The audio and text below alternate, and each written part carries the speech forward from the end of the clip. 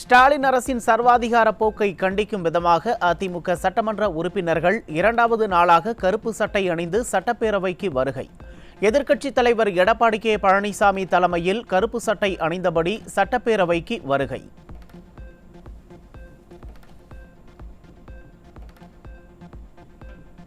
தமிழ் ஆர்வலரும் மிக சிறந்த இலக்கியவாதியுமான குமரி அனந்தன் மறைவிற்கு அதிமுக பொதுச் செயலாளரும் முன்னாள் முதலமைச்சருமான எடப்பாடி கே பழனிசாமி இரங்கல். பாசமிகு தந்தையாரை இழந்து சொல்லண்ணா துயரில் வாடும் அன்பு சகோதரி தமிழிசை சவுந்தரராஜனுக்கும் அவர்தம் குடும்பத்தாருக்கும் கழக பொதுச் செயலாளர் ஆழ்ந்த இரங்கலையும் வருத்தங்களையும் தெரிவித்துள்ளார். தமிழ் ஆர்வலரும் மிகச்சிறந்த இலக்கியவாதியுமான மறைந்த குமரி அனந்தன் உடலுக்கு அதிமுக பொதுச் செயலாளர் அஞ்சலி.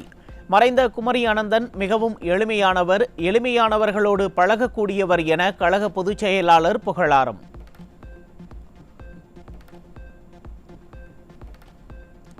சமண சமய பெருமக்கள் அனைவருக்கும் அதிமுக பொதுச் செயலாளர் எடப்பாடி கே பழனிசாமி மகாவீரர் ஜெயந்தி வாழ்த்துக்களை தெரிவித்துள்ளார்.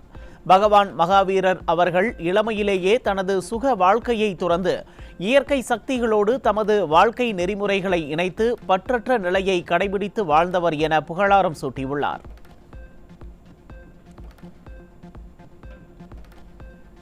சென்னை பெரம்பூரில் 17 வயது சிறுமியை கட்டாய திருமணம் செய்து கர்ப்பமாக்கிய கணவர் மற்றும் பெற்றோர் மீது வழக்கு.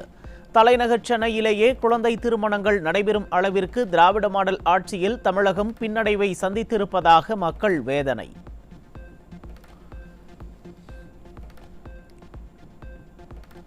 கோவை மாவட்டம் மேட்டுப்பாளையம் அருகே 9 வயது சிறுமிக்கு பாலியல் தொல்லை கொடுத்த முதியவர் போக்சோவில் சிக்கினார். நிர்வாகத்திறனற்ற ஸ்டாலின் ஆட்சியில் நாள்தோறும் அரங்கேறும் சிறுமிகளுக்கு எதிரான குற்றங்களால் பெற்றோர்கள் வேதனை.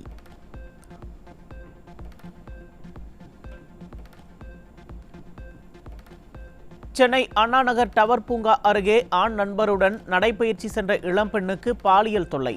ஸ்டாலின் ஆட்சியில் தலைநகர் சென்னையிலேயே பெண்கள் நடமாட முடியாத சூழல் இருப்பதாக மக்கள் வேதனை.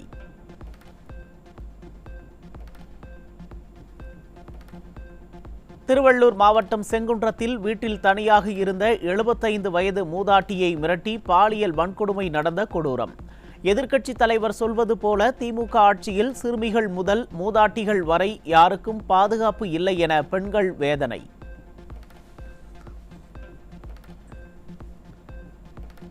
அரியலூர் மாவட்டம் ஜெயங்கொண்டம் அருகே மன வளர்ச்சி குன்றிய 35 வயதுள்ள பெண்ணுக்கு பாலியல் வன்கொடுமை நடந்த கொடூரம்.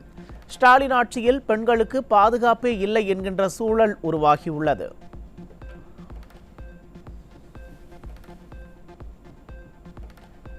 சேலம் மாவட்டம் ஆத்தூர் அருகே 8ஆம் வகுப்பு மாணவிக்கு பாலியல் தொல்லை கொடுத்த 60 வயது முதியவர் போக்சோவில் சிக்கினார். அப்பா என தனக்குத்தானே பட்டம் சூட்டிக்கொண்டு விளம்பரம் செய்யும் திராவிட மாடல் முதல்வர் பெண் குழந்தைகளை பாதுகாக்க எந்த நடவடிக்கையும் எடுக்கவில்லை என மக்கள் வேதனை.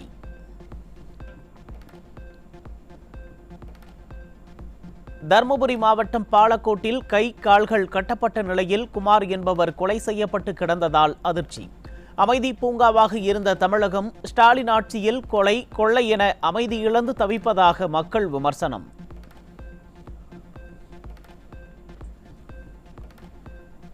திண்டுக்கல் மாவட்டம் பழனி அருகே குடும்ப தகராறில் மாமனாரை கொலை செய்துவிட்டு தப்பிய மருமகன் சிக்கினார். ஸ்டாலின் ஆட்சியில் கொலை கொள்ளை நடைபெறாத நாளே இல்லை என மக்கள் விமர்சனம்.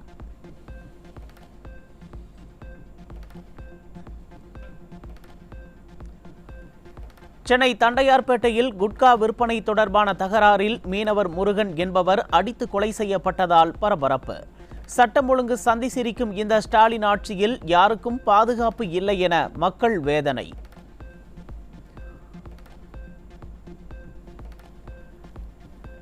திருச்சி மாவட்டம் லால்குடி அருகே இளைஞர்கள் இடையே ஏற்பட்ட தகராறில் நடத்தப்பட்ட துப்பாக்கிச் சூட்டில் ஒருவர் படுகாயம். கூலிப்படை கொலை கும்பல் படுகொலைகளை தொடர்ந்து தமிழகத்தில் துப்பாக்கி கலாச்சாரம் தலைதூக்கி இருப்பதால் மக்கள் அச்சம்.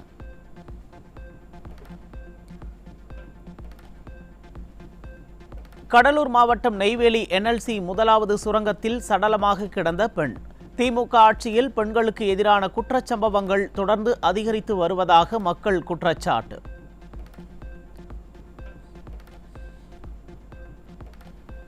தூத்துக்குடியில் கஞ்சா விற்பனையில் ஈடுபட்ட திமுக கவுன்சிலரின் மகன் உட்பட 4 பேர் சிக்கினர். தமிழகத்தில் போதைப்பொருள் புழக்கம் அதிகரிக்க காரணமே ஆளும் திமுகவினர்தான் என்பதை இச்சம்பவம் உறுதிப்படுத்தி இருப்பதாக மக்கள் குற்றச்சாட்டு.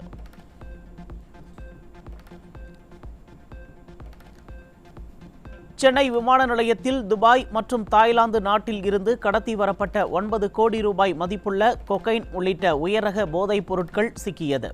சென்னை விமான நிலையத்தில் தொடர்ந்து நடைபெறும் போதைப்பொருள் கடத்தல் சம்பவங்கள் ஸ்டாலின் ஆட்சியில் தமிழகம் போதைப்பொருள் வியாபாரிகளின் கேந்திரமாகி இருப்பதை உறுதிப்படுத்துகிறது.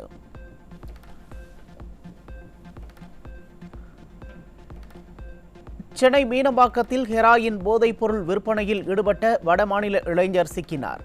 திராவிட மாடல் ஆட்சியில் காய்கறி விற்பனை போல தெருக்கள் தோறும் போதைப்பொருள் விற்பனை நடைபெறுவது மக்களிடையே கடும் அதிருப்தியை ஏற்படுத்தியுள்ளது.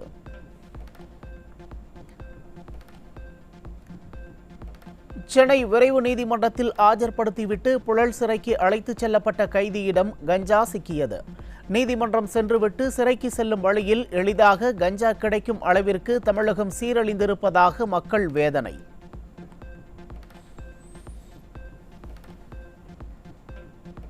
திருப்பூர் மாவட்டம் பல்லடம் அருகே கோவிலுக்குள் புகுந்து கஞ்சா போதையில் அட்டூழியம் செய்த பெண்ணால் பரபரப்பு. பலமுறை அழைத்தும் உறக்கத்தில் இருந்த ஸ்டாலின் அரசின் காவல்துறை சம்பவ இடத்திற்கு வராததால் சாலை மறியலில் ஈடுபட்ட பொதுமக்கள்.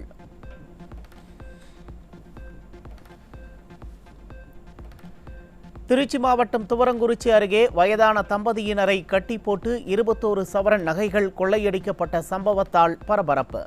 ஸ்டாலின் அரசின் காவல்துறை கும்பகர்ண தூக்கத்தில் இருப்பதால் கொள்ளையர்கள் சுதந்திரமாக உலா வரும் அவலம்.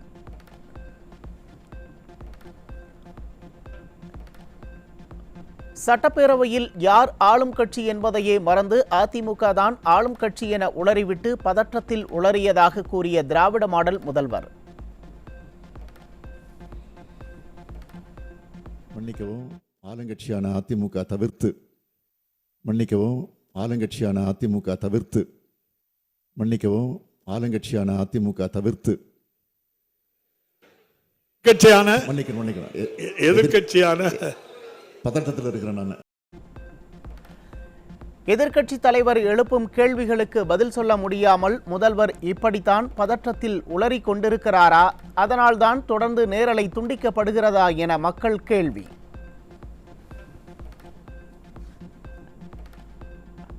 தமிழகத்தில் கடந்த 2 ஆண்டுகளில் 9,60,000 பேர் நாய்க்கடியால் பாதிக்கப்பட்டிருப்பதை ஒப்புக்கொண்ட திராவிட மாடல் சுகாதாரத்துறை அமைச்சர், நாய் தொல்லை பெரும் பிரச்சனையாக உருவெடுத்துள்ள நிலையில் நாய்களுக்கு கருத்தடை செய்வதற்காக ஒதுக்கப்படும் கோடிக்கணக்கான ரூபாய் நிதி என்ன ஆனது என மக்கள் கேள்வி.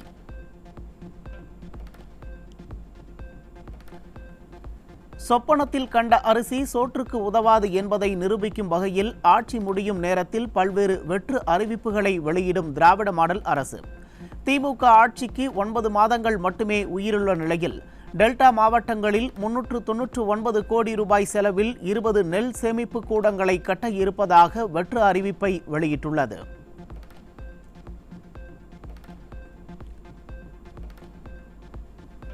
ஓட்டை உடைசல் பேருந்தில் உயிரை பணயம் வைத்து பொதுமக்கள் பயணித்து வரும் நிலையில் நிதிநிலை சீரடைந்தால் ஆண்களுக்கும் விடியல் பயணம் என வெற்று பேச்சு பேசும் திராவிட மாடல்.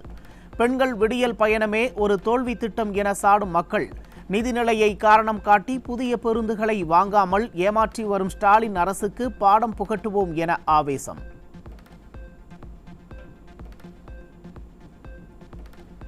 தஞ்சாவூர் மாவட்டம் நடுக்காவிரி காவல் நிலையம் முன்பு காவல்துறையை கண்டித்து விஷமருந்திய 2 சகோதரிகளில் ஒருவர் பரிதாபமாக பலி. தனது சகோதரர் மீது தொடர்ந்து ஸ்டாலின் அரசின் ஏவல் துறை பொய் வழக்குகள் போடுவதாக குற்றம் சாட்டி விஷமருந்தி தற்கொலை செய்து கொண்டுள்ளார்.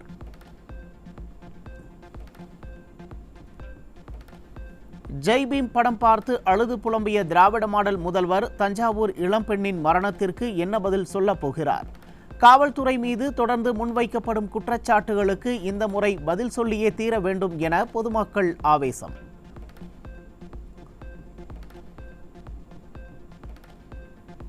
தமிழகம் முழுவதும் கிராம உதவியாளர் சங்கம் சார்பாக 3 அம்ச கோரிக்கைகளை வலியுறுத்தி உண்ணாவிரத போராட்டம்.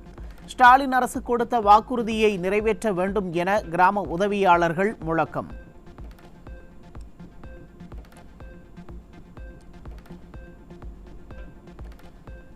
மயிலாடுதுறை அருகே ஸ்டாலின் அரசை கண்டித்து விவசாயிகள் சாலை மறியலில் ஈடுபட்டதால் பரபரப்பு. வேளாண் பட்ஜெட் என வேஷம் போடும் திராவிட மாடல் அரசு ஜனவரி மாதம் பெய்த மழையால் ஏற்பட்ட பயிர் சேதத்திற்கு தற்போது வரை நிவாரணம் வழங்கவில்லை என குற்றச்சாட்டு.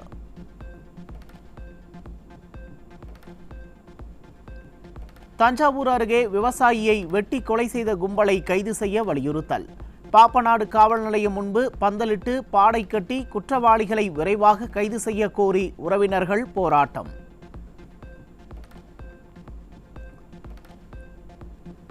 தென்காசி மாவட்டத்தில் சுகாதாரத்துறை அமைச்சர் பங்கு பெறும் அரசு விழாவிற்காக ஆரம்ப சுகாதார நிலையங்களில் இருந்து தலா 10,000 வசூலிக்கப்படுவதாக ஆடியோ ஒன்று வெளியாகியுள்ளது. அரசு விழாவிற்கு ஏன் இப்படி அடாவடி வசூல் நடக்கிறது என பொதுமக்கள் கேள்வி. மினிஸ்டர் வர்றாருன்னா சார், அது அவங்க கட்சியை நடத்துகிற ஃபங்க்ஷனுக்கு கட்சி நடத்திட்டு போகணும். அரசு விழா எதுக்கு சார் மேடை போடணும்? ஒவ்வொரு விழாக்களையும் ஒவ்வொரு பிஹெச்சிக்கும் 5,000 ரூபா 10,000 ரூபா, முதல்ல 5,000 ரூபாட்டாங்க, இப்போ 10,000 ரூபா கலெக்ட் பண்ண சொல்றாங்க சார். புது மெடிக்கல் ஆஃபீஸர்கிட்ட போய் என்ன சார் நம்ம கலெக்ட் பண்ண முடியும்? 10,000 ரூபான்னு வாங்கி வச்சாங்க. நம்ம ஹெல்த் மினிஸ்டர் வருது, அடுத்த சீஃப் மினிஸ்டர் வரதுக்கு இன்னும் 20,000 ரூபா கேட்பாங்க. எங்க சார் போய் வாங்குறது? நம்ம உள்ள இருக்கக்கூடிய ஆயாமாக்கு சேலரி கொடுக்கறதுக்கே முடியல சார். ஆயாமா சேலரிக்கே மாசம் 1000 ரூபா கொடுக்கறதுக்கே டிடிஎஸ்ல ஃபண்டு கிடையாது. நெல்லை மாவட்டம் ஏர்வாடி அருகே இரு சமூகத்தினருக்கு இடையே பிரச்சனையை தூண்டும் வகையில் டிஜிட்டல் பதாகைகள் அமைக்கப்பட்டதால் பரபரப்பு. தமிழகத்தில் சாதி மத மோதல் இல்லை என திராவிட மாடல் முதல்வர் கூறி வரும் நிலையில் கள நிலவரம் முதல்வரின் கூற்றுக்கு மாறாக இருப்பது அம்பலம்.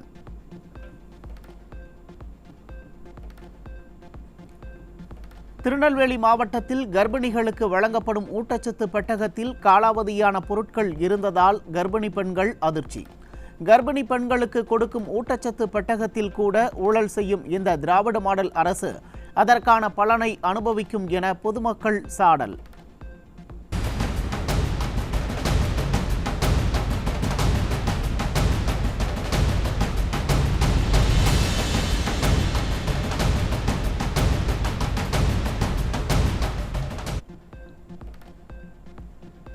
நாமக்கல் மாவட்டம் ராசிபுரம் அருகே 1610 கிலோ ரேஷன் அரிசி சிக்கியது.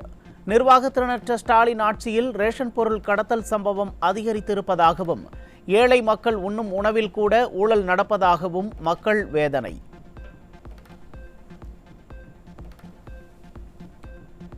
சென்னை மயிலாப்பூர் கபாலீஸ்வரர் கோயிலில் திருத்தேரோட்டம் தொடங்கியது. கபாலி என்ற முழக்கத்துடன் ஆயிரக்கணக்கான பக்தர்கள் தேரை வடம் பிடித்து இழுத்து வழிபாடு.